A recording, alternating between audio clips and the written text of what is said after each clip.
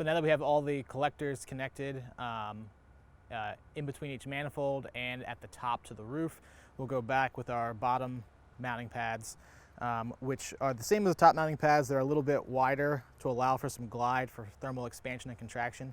We're going to locate those directly below the counterparts at the top, and we'll go ahead and lag bolt those into the roof as well.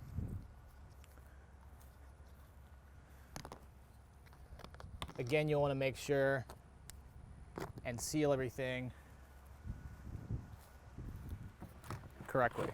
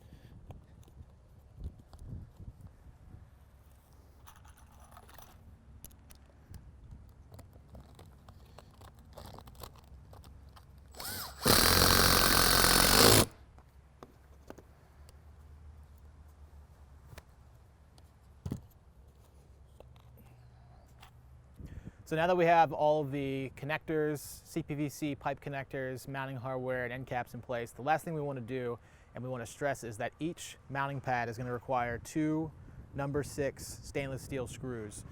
There's 2 screw holes you'll see at the top of each mounting pad. You need to drive those 2 screws in. That's going to help hold the clamp together in case of a wind event.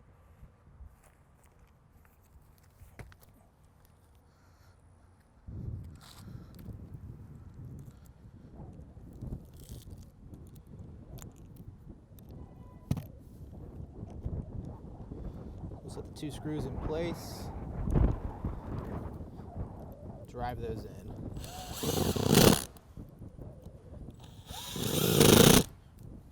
We'll repeat that process for the rest of the mounting pads on the top and the bottom.